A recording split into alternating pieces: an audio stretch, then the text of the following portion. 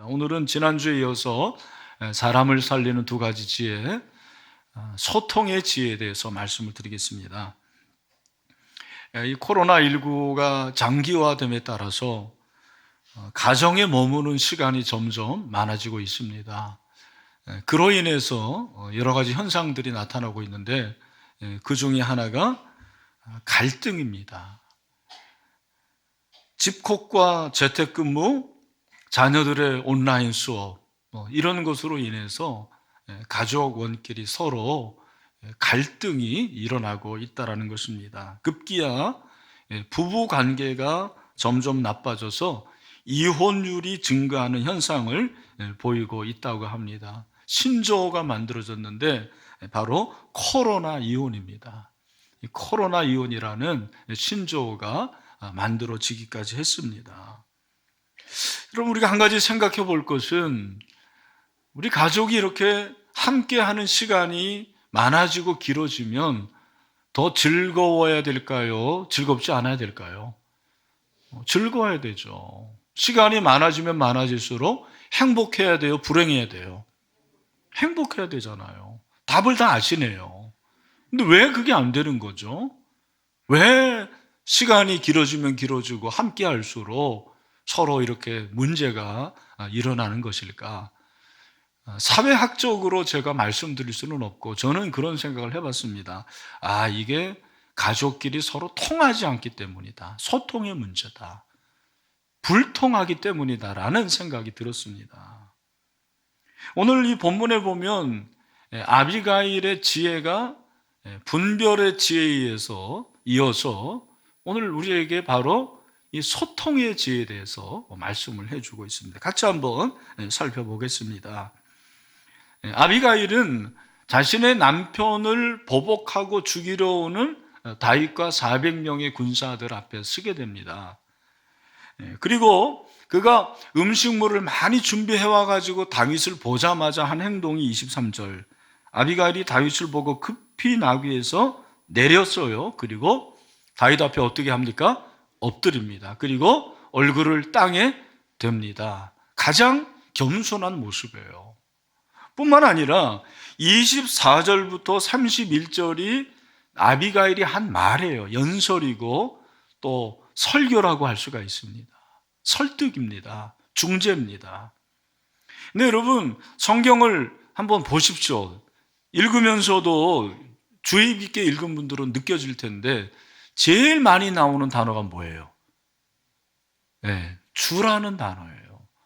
주라는 단어가 계속 아도나이죠, 아도나이. 다윗에 대해서 뭐라고 그러는 거예요?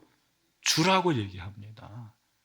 그러면 주라는 단어가 제일 많이 나오고 그 다음에 많이 나오는 단어는 뭘까요? 저를 보지 마시고 성경을 보십시오. 뭐가 나와요? 그 다음에 여종이라는 단어가 계속 나오고 있어요. 다윗이 주인이니까 자기는 뭐가 되는 거예요? 종이 되는 거죠. 여종이라고 합니다. 관계를 설정해요. 사실은 아닌데 일부러 그렇게 지금 얘기하고 있어요. 다윗은 아도나이, 주인입니다. 저는 당신의 여종입니다. 왜 그랬을까요? 이게 바로 소통이에요. 관계를 설정하는 것입니다. 문제를 해결하기 위해서 지금 소통을 하고 있는 거예요. 이 소통이 얼마나 효과가 있었느냐? 32절에서는 다윗이 하나님을 찬송하고 아비가일의 지혜를 칭찬했다고 그랬어요. 그게 분별의 지혜잖아요. 뿐만 아니라 35절에서는 뭐라고 그럽니까? 우리 35절 말씀 같이 한번 읽읍시다. 시작. 다윗이 그가 가져온 것을 그의 손에서 받고 그에게 이르되 내 내 집으로 집으로 평안히 올라가라. 내가 내 말을 듣고 내 청을 허락하노라. 아멘. 무슨 말입니까? 네 청을 허락하노라는 것은 누구를 살려주겠다라는 거예요? 남편, 그리고 그 나발의 집의 남자들을 다 살려주겠다라는 거예요. 근데 중요한 것은 다윗이 그 말을 하면서 아비가일에게 뭐라고 말합니까? 네 집으로 평안히 가라. 이 평안이 우리가 잘 아는 샬롬이에요. 샬롬을 말하고 있습니다. 이 샬롬이 뭘 말하는 거예요? 네가 지혜를 그렇게 발휘해서 너하고 나하고 통했기 때문에 네 남편과 그리고 모든 남자들이 살아날 수 있었어. 그래서 이제는 마음을 평안히 해도 돼. 여러분, 이것은 아비가일만 평안한 게 아니라 다윗 자신도 그렇게 평안하다는 것을 말해주는 거겠죠. 오늘 이 본문을 보면서 다윗이 완전히 분기가 다 누그러지는 것을 볼 수가 있어요. 그리고 마음이 평안해요. 무장해제가 됩니다. 칼을 다 내려놓습니다. 무엇을 깨달을 수 있을까요? 저는 이 본문을 보면서 이게 지혜구나. 이게 바로 소통의 지혜구나. 소통이 지혜구나 라는 것을 깨달을 수가 있었습니다. 여러분, 소통이 무엇입니까? 소통은 막히지 않고 통하는 거죠. 서로 통해서 오해가 없는 거예요. 그러나 여러분, 우리 관계 가운데서 소통하지 못하고 불통하는 관계가 얼마나 많은지 몰라요. 심지어는 가족 간에도 그렇고요, 교회 안에서도 그렇고요, 우리 사회도 지금 소통이 일어나고 있지 않습니다. 얼마나 안타까운 일인지 몰라요. 어떻게 아비가일은 이렇게 다윗과 소통할 수 있었는가? 먼저 아비가일은 다윗을 존중했어요. 뭐 했다고요? 존중. 소통의 시작이 뭘까요? 존중입니다. 여러분, 아비가일은 다윗이 분명히 이스라엘의 왕이 될 것을 예언을 합니다. 남편에 의해서 다윗의 자존심이 완전히 구겨졌거든요. 완전히 땅바닥에 그렇게 밟혀진 그 자존심을 채워줘요. 우리 잘 알죠? 남자는 뭐로 삽니까? 자존심으로. 그 자존심을 세워줘요. 어떻게? 존중해 줍니다. 어떻게 존중해 줍니까? 조금 아까 말씀드린 대로 그를 주인이라고 하고요, 그리고 그의 입장을 이해한다고 합니다. 그리고 축복을 하고요, 하나님을 대신해서 그에게 모든 것을 다 쏟아놓고 있습니다. 소통의 시작이 존중이에요, 존중. 반면에 그의 남편 나발은 어떠했습니까? 여러분, 10절을 보면 나발이 다윗에 대해서 어떻게 반응했는지를 알 수가 있어요. 10절 말씀 한번 같이 보죠. 시작. 나발이 다윗의 사원들에 대답하여 이르되 다윗은 누구며 이새의 아들 누구냐? 요즘에 각기 주인에게서 억지로 떠나는 종이 많도다. 여러분, 다윗은 누구며 무슨 말입니까? 야, 네가 누구냐? 우리도 그러잖아요. 그죠? 별 볼일 없는 사람, 야, 네가 누군데 그래? 아주 경멸하고 멸시하는 거죠. 그리고 요즘에 각기 주인에게서 떠나는 종이 많도다. 그러니까 다윗을 종이라고 얘기하는 거예요. 다윗의 주인은 누굽니까? 지금 사울왕이에요. 사울왕을 주인이라고 하고 다윗은 종이다. 그냥 일개 불량배, 시장 잡배와 같이 여기는 것입니다. 사울에게서 떠난 그런 불량한 사람으로 여깁니다. 경멸과 무시를 하는 거죠. 남자의 자존심을 뭉갭니다. 여러분, 사람은 존중을 받고 싶어 해요. 그게 어디서 나타나냐면 제 생각에는 눈에서 나타나는 것 같아요.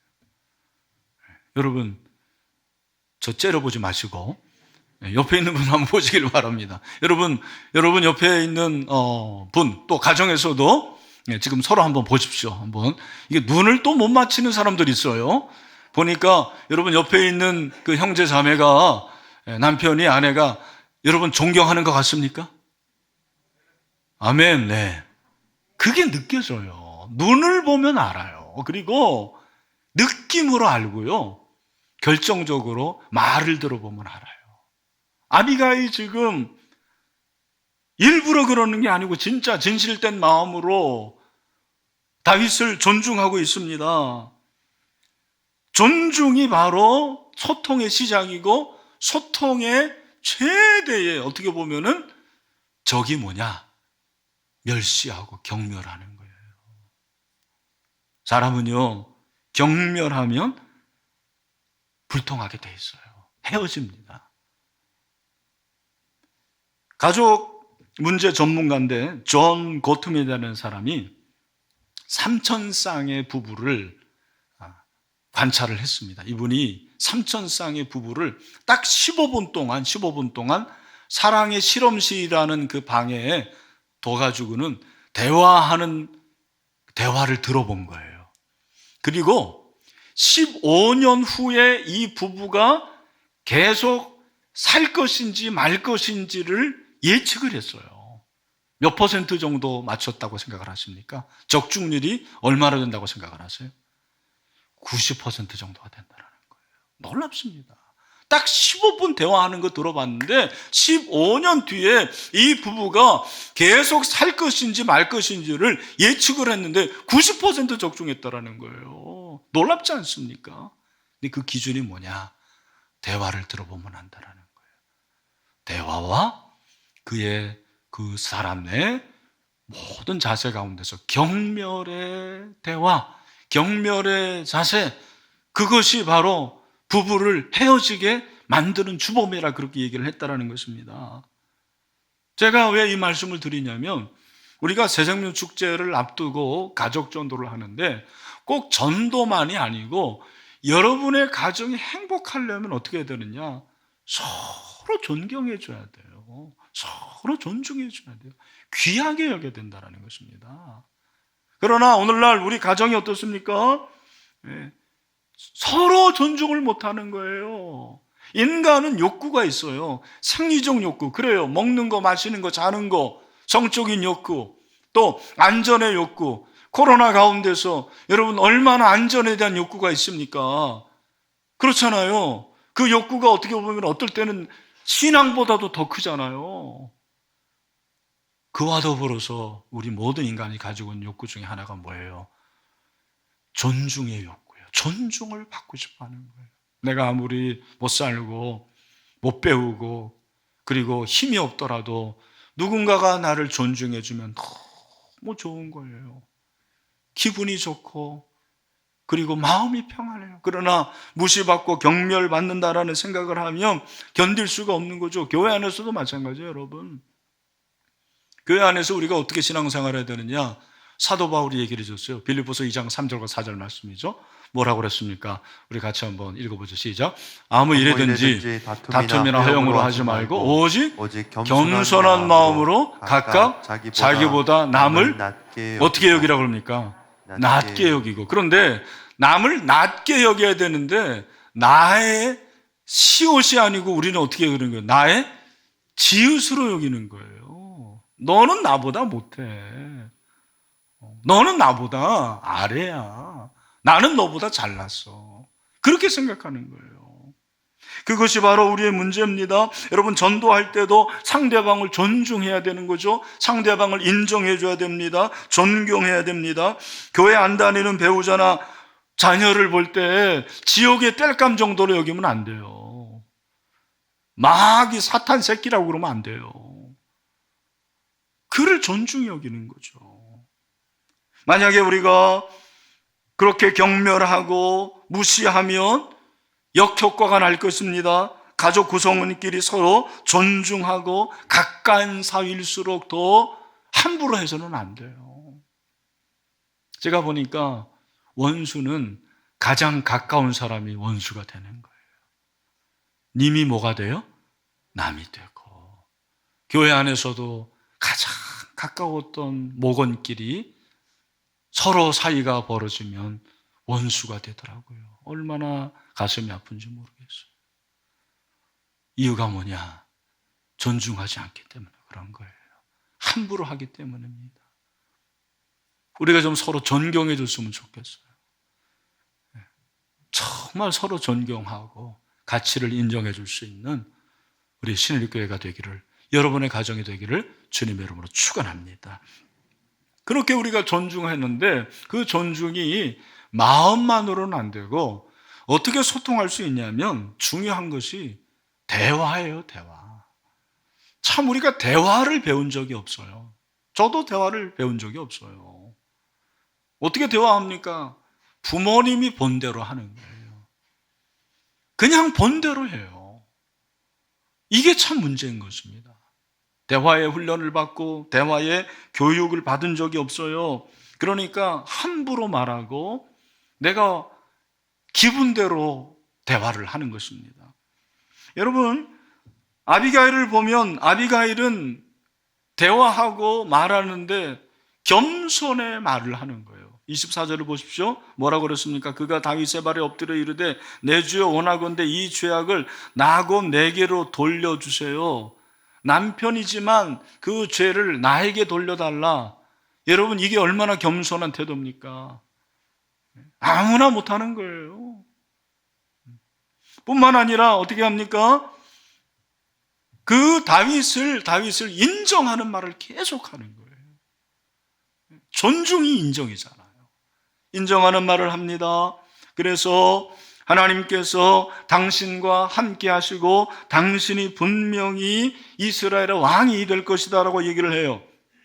28절 주의 여종의 허물을 용서하여 주소서, 또 용서해 달라고 하고, 여호와께서 반드시 내 주를 다윗을 당신을 위하여 든든한 집을 세우시니, 이것이 왕권이죠. 그죠? 그 왕권을 세울 것을 그 얘기를 합니다. 인정하는 거죠. 뿐만 아니라 그는 축복의 말을 해요. 겸손한 말을 하고, 그리고 인정의 말을 하고 다윗을 축복하라는 거죠. 그 축복이 바로 29절이에요. 29절 말씀, 중요한 말씀이에요. 다 같이 함께 읽겠습니다. 시작. 사람이 일어나서 내 주를 쫓아 내 주의 생명을 찾을지라도 내 주의 생명은 내 주의 하나님 여호와와 함께 생명 싸개 속에 쌓였을 것이요 내 주의 원수들의 생명은 물매로 던지듯 여호와께서 그것을 던지시리이다. 아멘. 여러분, 지금 잘 들어보세요. 다윗이 어떤 환경에서 지금 이런 일을 만납니까? 사울에게 쫓김을 지금 당하고 있어요. 생명의 위협을 당하는 거예요. 여러분, 생명의 위협을 당하는 사람에게 가장 큰 축복은 뭐겠어요? 당신의 생명이 안전하다. 축복을 해주는. 근데 하나님께서 당신의 생명을 보호하시고 안전하게 해주실 것이다. 그게 뭐예요? 생명싸개. 성경에서 딱 한 번 나와요. 생명싸개. 이것은요, 다윗의 생명이 얼마나 소중한 것을 말해주는 거예요. 이 생명상이라는 것은 무엇입니까? 정말 소중한 것을 포장을 해가지고 잘 간직하는 게 생명상이에요. 만약에 여러분 이 컵이 몇 천만 원짜리 도자기다 그러면은 제가 함부로 지금 이렇게 들 수 있겠습니까? 받쳐야죠, 손을. 그죠? 그리고 만약에 움직인다, 우리 관리 집사님 이거 움직인다 그러면은 어떻게 하겠습니까? 보험 들어놓고 움직이고. 예, 그리고 뭐 여기다가 뭐 마분지라든지 아니면 뽁뽁이라고 그러나요? 그런 비닐 같은 것도 다 해가지고 얼마나 애지중지하겠습니까? 그게 바로 생명싸개예요. 다윗의 생명을 하나님께서 간직하고 보호하실 것이다. 그렇게 되기를 원한다. 축복이죠, 축복. 여러분, 이 얘기를 들을 때 다윗의 마음이 어떻겠습니까? 완전히 무장해제가 되는 거예요. 그리고 그 아비가일의 그 말로 인해서 다윗의 마음속에 정말 하늘의 평강이 임하게 되는 거죠. 여러분, 놀랍지 않습니까? 아비가일이 한 이 말은요, 제가 가지고 있는 주석에 보니까 설교라고 나와 있어요. 구약 성경에 여인으로서 지혜의 말을 가장 길게 한 말씀이 이 말씀이에요. 24절부터 31절. 저는 뭐 제가 조사는 안 해봤으니까 히브리어로 153단어를 사용했어요. 그렇게 나와 있어요. 여러분 아시는 대로 사사기에 그 드보라가 나오잖아요. 드보라보다 더 긴 연설이에요. 지혜로운 말입니다. 설교입니다. 하나님이 아비가일의 입을 사용하세요. 만약에 여러분 아비가일이 없었다 그러면 다윗이 400명 건드리고 나발 죽이고 그의 식솔들 남자들 다 죽였다. 그가 왕이 돼서도 그것은요 엄청난 실수예요. 그의 전력에 먹칠을 한 것이었어요. 그걸 막아요. 하나님께서 그렇게 하셨죠. 아비가일이 그런 도구가 된 것입니다. 무엇입니까? 아비가일은 자기 남편과 다윗의 관계에서 맡겼던 혀를 뚫은 것 같아요. 혀를 뚫려져요. 불통이 소통이 됩니다. 어떻게? 말을 통해서. 잠언서 15장 23절에서 성경이 우리에게 말해주는 게 뭡니까? 우리 다 같이 한번 크게 읽읍시다. 시작. 사람은 그 입의 대답으로 말미암아 기쁨을 얻나니 때에 맞는 말이 얼마나 아름다운고. 아멘. 여러분, 저와 여러분이 때에 맞는 말을 할 수 있게 되기를 바랍니다. 그게 지혜예요. 그게 소통의 지혜죠. 그런 말을 우리가 해야 되는 것입니다. 저는 이 모습을 보면서 참 두 가지, 부럽다, 부끄럽다. 너무너무 부러워요. 이런 지혜로운 말을 할 수 있는 이 아비가일이 너무 부러웠습니다. 저도 참 말을 잘하는 사람은 아니에요. 하나님의 은혜로 설교하고 있어요. 여러분이 기도해 주셔서. 말을 좀 잘하고 싶어요. 지혜로운 말을. 부끄러웠어요. 제 가정에서 또 제가 목회하면서 저 때문에, 저의 말 때문에 상처를 받은 분이 있기 때문에 부끄러운 마음이 들었습니다. 여러분, 전도할 때도 분명히 아셔야 될 것은 말이 중요해요. 하나님이 말을 사용하시는데 잘 보십시오. 우리가 어떤 사람에 대해서 마음을 닫는 것은 그 사람 하는 말이 틀려서가 아니에요. 틀린 말 하는 사람 별로 못 봤어요. 나는 다 옳은 말이에요. 여러분, 복음처럼 옳은 말이 어디 있습니까? 그런데 우리가 이 복음을 전하는데 이 말이 먹히질 않는 거예요. 복음을 전하는데 말에 영향력이 없어요. 이유가 뭘까? 저는 그런 생각을 했습니다. 평상시 내가 하는 말에 복음이 실리지를 않는 거예요. 우리가 전하는 말, 우리가 하는 말, 그 말에 십자가가 없어요. 사랑이 없어요. 용서가 없어요. 이해가 없어요. 섬김이 없어요. 함부로 말하고, 욕하고, 비난하고, 멸시하고, 이런 게 우리의 모습 아닙니까? 그러니까 가족들도 헷갈리는 거예요. 도대체 우리 엄마 아빠의 진심이 뭐냐? 우리 말에 복음이 실리질 않아요. 성경은 우리가 하는 평상시의 말이 곧 전도하는 복음의 말이라고 얘기를 하고 있습니다. 사도 바울이 그렇게 얘기를 합니다. 골로새서 4장 3절과 4절에서 뭐라고 얘기합니까? 제가 한번 읽겠습니다. 잘 들어보세요. 또한 우리를 위하여 기도하되 하나님이 전도할 문을 우리에게 열어주사 그리스도의 비밀을 말하게 하시기를 구하라. 내가 이 일 때문에 매임을 당하였노라. 그리하면 내가 마땅히 할 말로서 이 비밀을 나타내리라. 아멘. 여기 복음을 비밀이라고 그래요. 두 번이나 비밀이라고 그럽니다. 이 비밀을 어떻게 나타냅니까? 말로서 나타낸다는 거예요. 여러분, 전도가 행동이지만 행동보다 먼저 우선은 말이에요. 말로 전하는 거예요. 그런데 그 말을 어떻게 해야 되라고 그럽니까? 전도할 때 어떤 말을 하라는 거예요? 평상시에 어떤 말을 하라고 합니까? 6절입니다. 우리 6절 말씀을 다 같이 한번 크게 읽읍시다. 시작. 너희 말을 항상 은혜 가운데서, 뭐 가운데서? 은혜 가운데서 소금으로 맛을 영향같이 하라. 그리하면 각 사람에게 마땅히 뭘 주신대요?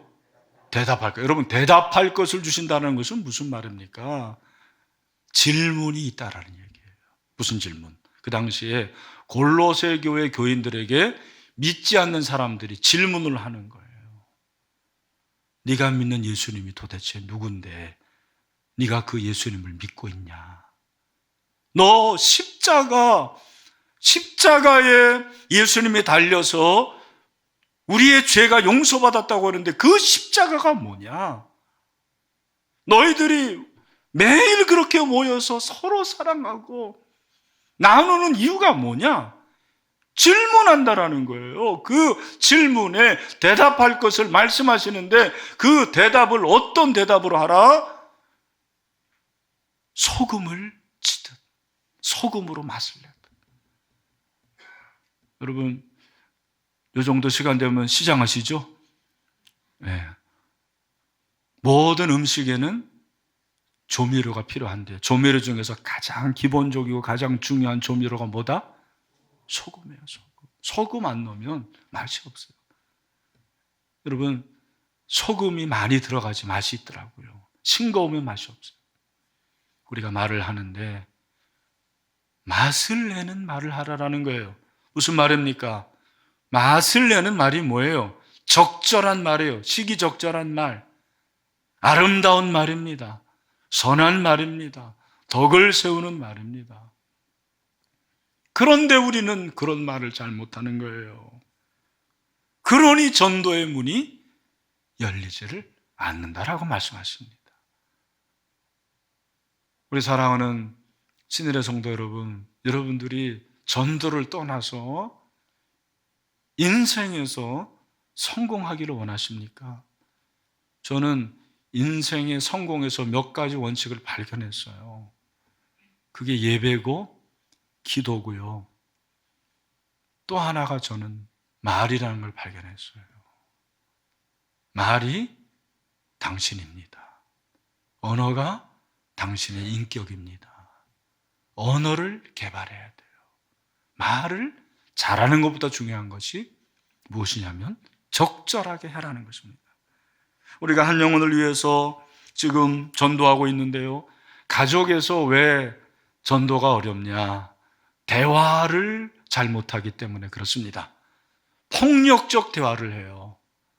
말이 폭력이 되는 거예요. 그러니까 대화가 안 되고 통하지를 못해요. 두 번째, 잔소리 대화를 많이 해요. 여러분, 부모가 자녀에게 잔소리하고요. 그리고 아내가 남편에게 잔소리합니다. 잔소리, 잘 자란 소리, 효과가 없다고 그랬어요. 전도하는데도 잔소리식으로 전도하면 안 돼요. 여러분, 큰 거를 좀 먹이세요. 그냥 교회나 한번 가봐. 교회나 한번 가봐가 뭡니까? 그건 답이 될 수가 없어요. 습관적인 것입니다. 그리고 중요한 것이 경멸적 대화를 하니까 문제가 되는 거예요. 여러분, 누군가 대화했는데 나를 무시한다 그러면 기분이 참 그렇습니다. 너무너무 안 좋아요. 그런데 가족이 서로 이러한 경멸의 대화를 하니까 늘 마음이 좋지 않은 거예요. 어둡습니다. 가정이 행복하지 않아요. 여러분의 가정은 어떻습니까? 그래서 소통을 위해서 필요한 것이 뭐냐? 많은 말의 전문가들이 얘기하는 것이 뭔지 아십니까? 상대방의 원석을 찾으라는 거예요. 원석이 뭐예요? 여러분, 만약에 이게 다이아몬드다 그러면 여러분이 알고 있는 다이아몬드 반지는 다 세공된 건지 아시죠? 만들어지는 게입니다. 원래 광산에서 다이아몬드를 처음 발견할 때는 그렇게 매끄럽지 않아요. 날카롭고 그리고 모가 나고 겉은 뭐 별 볼일 없는 거예요. 그러나 원석을 알아보는 사람은 그 다이아몬드를 귀하게 여기는 거예요. 원석을 못 알아보면 그거를 버릴 수밖에 없는 거죠. 모든 사람에게는 원석이 있어요. 여러분, 이걸 꼭 기억하세요. 아무리 별 볼 없는 사람이라도 원석이 있어요. 저는 이 아비가일을 통해서 배웁니다. 아비가일이 다윗의 원석을 발견해요. 여러분, 지금 400명 어떻게 보면 별 볼이 없는 사람들이잖아요.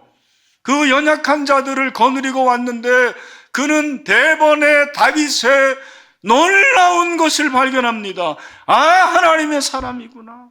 하나님이 이 사람을 사용하시겠구나. 원석을 발견해요. 그런 눈이 있었습니다. 그게 소통의 지혜예요. 사랑하는 성도 여러분, 우리가 상대방의 원석을 발견할 때는요, 그를 축복해 줄 수 있고 용납해 주고 이해해 줄 수 있는 것입니다. 제가 최근에 읽었던 책 중에 하나가 비폭력 대화라는 책입니다. 혹시 대화에 대해서 관심 있는 분들은 한번 사서 읽으시면 좋을 것 같습니다. 저자가 로젠버그라는 사람입니다. 이 사람은 이런 얘기를 합니다. 들어보세요. 모든 폭력은 자신의 고통이 다른 사람 때문이라고 착각하면서 상대가 당연히 벌을 받아야 한다고 믿을 때 오는 결과라고 얘기를 해요. 여러분, 우리가 폭력을 육체적으로 휘두르면 그 사람이 내가 휘두른 주먹에 뼈가 부러진든지 아니면 뭐 코피가 날 수 있겠죠. 그런 폭력은 사실은 해서도 안 되고 그런 폭력은요. 전치 2, 3주면 끝나는 거예요. 근데 더 무서운 폭력이 뭐냐? 언어의 폭력이라는 거예요. 말의 폭력이라는 것입니다. 여러분, 이 폭력은 평생 가는 거예요. 평생 가슴에 남습니다. 우리가 자칫하면 가장 가까운 사람에게 이 폭력을 휘두르는 거죠. 교회 안에서도 그럴 수가 있어요. 여러분 어떻습니까? 그래서 이 저자는 그럼에도 불구하고 비폭력적인 말을 사용하라고 강조합니다. 평상시 그런 말을 하라는 거예요. 이게 중요한 거예요. 평상시. 아비가일은 제가 볼 때는 평상시에도 지혜로웠어요. 평상시에도 선한 말을 하고 평상시에도 적절한 말을 하고 나는 그랬다고 생각을 합니다. 여러분, 우리가 평상시 일상에서 사용하는 단어가 평화와 공감의 언어가 돼야 된다고 그렇게 얘기를 하는 거예요. 여러분, 이제 전도할 때 좋은 얘기를 듣는 것보다는요, 사실은 좋지 않은 얘기를 때가 많아요. 전도하는데, 야, 교회 좀 나와봐. 우리 예수 믿자. 그러는데, 야, 내가 보니까 니네 기독교인들 진짜 비인간적이고, 그 다음에 이기적이더라. 그런 얘기 들어요, 안 들어요? 듣습니다. 그럼 여러분 뭐라 그래요? 야, 그러는 너는 별거냐? 넌 잘났어? 그렇게 얘기하죠? 그러면 안 돼요. 어떻게 해야 돼요? 그래? 내가 한번 생각해 볼게. 내가 한번 생각해 볼게. 이건 한 일예입니다. 우리가 복음을 전하는데 나에게 돌아오는 그 말이 폭력적인 말이 많다니까요. 그 폭력적인 말에 우리도 폭력으로 대하면 그거는 빵점짜리예요. 어떻게 해야 돼요? 평화와 용서로 대하라는 것입니다. 이게 중요한 것입니다. 여러분, 우리가 아비가일처럼 이런 말을 할 때 소통이 일어나고 전도가 가능한 것입니다. 아비가일은요, 어떻게 이런 말을 할 수가 있었을까? 사무엘은 이 사무엘상을 기록하면서 뭐라고 얘기합니까? 아비가일을 한마디로 표현하는 게 뭐예요? 3절이죠. 우리 지난주에도 살펴봤는데 우리 3절 말씀 크게 한번 읽읍시다. 시작. 그 사람의 이름은 나발이요 그의 아내의 이름은 아비가일이라. 그 여자는 첫 번째, 자, 어떻게 해요? 총명하고 용모가 아름답다. 여러분, 제가 물어볼게요. 외모가 어떻다라는 거예요? 아름다웠어요. 그런데 외모만 그런 것이 아니고 외모가 아름다울 뿐 아니라 그의 내면이 어떻겠다고 그러냐면 총명하다고 그랬어요. 여러분, 이 총명한 것은요, 지혜로운 그런 말보다는 원어를 보면은 마음이 넓어서 이해를 잘한다, 그런 말이에요. 무슨 말이라고요? 마음이 넓어서 이해를 하는 거. 우리 여기 사랑하는 우리 여성 동지들, 총명하게 되기를 축원합니다. 여러분, 여성만 그런 게 아니에요. 우리 남자도 그래야 돼요. 남자가 좀 넓어야죠. 이해를 할 수 있어야 되죠. 네? 그냥 소갈마리가 그냥 그래가지고 변덕이 죽글떡하고 그러면 안 된다라는 것입니다. 하나님께서 우리에게 넓은 마음을 주셔서 그렇게 청명을 가지고 말하라고 얘기하는 것입니다. 그러려면 어떻게 되느냐? 여러분, 여러분의 말을 개발하려면요, 잘 들으십시오. 여러분의 마음을 개발하세요. 마음이 선해야 돼요. 마음이 변화돼야 돼요. 여러분 기억하십시오. 우리의 말은 못하는 것이 아니라 마음이 삐뚤어진 거예요.